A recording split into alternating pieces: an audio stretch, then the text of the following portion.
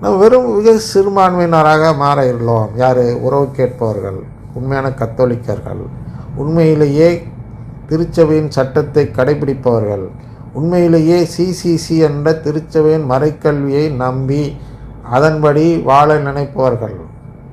இவர்கள் எல்லாம் சிறுபான்மையினராக மாற இருக்கிறார்கள். பெரும்பான்மையினராக யார் இருப்பார்கள் என்றால் த ப்ராக்ரெசிவ்ஸ் அப்படின்னு சொல்கிறோம், த ட்ரெடிஷ்னலிஸ்ட் அப்படின்னு சொல்கிறோம்.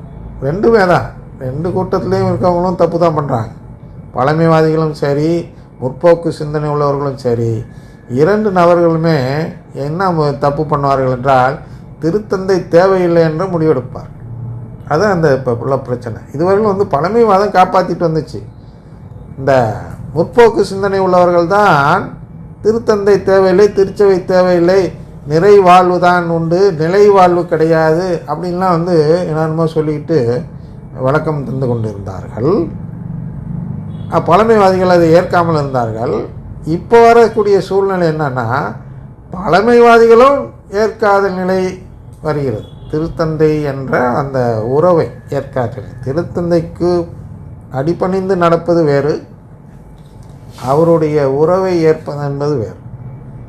இவர்களெல்லாம் திருத்தந்தைக்கு இன்று அடிபணிந்து நடக்கிறார்கள். அதனால் திருச்சபைக்குள் இருப்பவர் போல் தெரிகிறது. ஆனால் இப்பொழுது அடுத்தடுத்த முயற்சி நம் திருத்தந்தை எடுக்கும் பொழுது என்ன நடக்கும் என்றால், the cat is out of the பேஸ்கெட்டில் சொல்வார்கள் அல்லவா. அதாவது வலையில் தங்காத நண்டு, சரியா? அப்படி அந்த நண்டு வெளியில் வந்தால் தான் அந்த பருந்து காக்கெல்லாம் அதை அடித்து தூக்க முடியும். அதெல்லாம் வண்டு போய் உள்ளே ஒழிஞ்சிட்டால் தூக்க முடியாது. அதுபோல் இதுவரை என்ன நடந்து கொண்டு இருந்தது என்றால், அந்த அருட்தந்தையர்கள் ஆயர்களில் யாரெல்லாம் கடவுளின் குடும்பத்தை நம்பவில்லையோ அவர்களெல்லாம் தங்களை வெளிப்படுத்தி காட்டிக்கொள்ளவே இல்லை. அவங்களாம் நம்புறது மாதிரியே நடிச்சிட்டு இருந்தாங்க. ஆனால் நமக்கு தெரியவில்லை. இந்த சோதனைக்கு பின்பு அவர்களெல்லாம் வெளியேறி விடுவார்கள். கடவுள் குடும்பத்தை நம்புவோர் மட்டுமே தான் திருத்தந்தையை நம்புவார்கள். அப்பொழுதுதான் நமது திருச்சபை தூய்மை பெறும். அப்படின்னா அதில் இருக்க அனைவருமே கடவுளின் குடும்பத்தை நம்பியவர்களாக இருப்பார். இப்பொழுது கலந்து இருக்கிறார்கள். கலப்படம், பாலில் தண்ணி நீர் கலந்தது போல் பிரிக்க முடியாத சூழ்நிலை இருக்கிறது. அப்போதுதான் இவரை அனுப்பி இவர் மூலமாக இந்த சோதனை வைக்கும்பொழுது அந்த நம்பிக்கை உள்ளவர்கள் டிசிசி என்றும், கடவுளின் உறவு வேண்டும் என்ற நம்பிக்கை உள்ளவர்கள் ஆர்சி என்றும் இரு பிரிவாக பிரிய உள்ள சூழ்நிலையை நாம் பார்க்கிறோம்.